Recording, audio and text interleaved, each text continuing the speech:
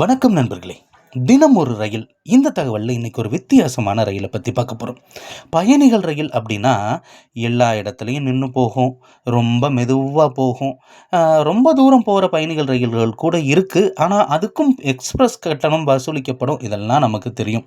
ஆனால் நமக்கு தெரிஞ்சு குறைந்த தூரத்தில் தமிழகத்தில் ஓடக்கூடிய ஒரு பயணிகள் ரயில் இருக்கா அப்படின்னு நீங்கள் கேட்கலாம்.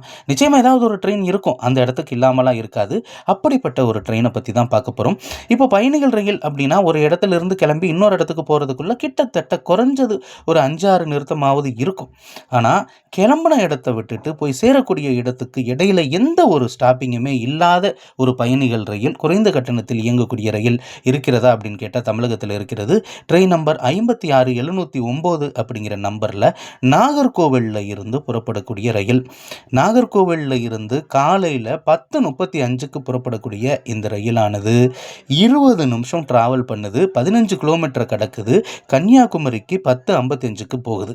இதில் என்ன ஒரு ஸ்பெஷல் அப்படின்னா, நாகர்கோவிலில் இருந்து கன்னியாகுமரி வரைக்கும் செல்லக்கூடிய இந்த பயணிகள் ரயில் மீண்டும் கன்னியாகுமரியிலிருந்து நாகர்கோவில் வரைக்கும் இயக்கப்படுறது இல்லை.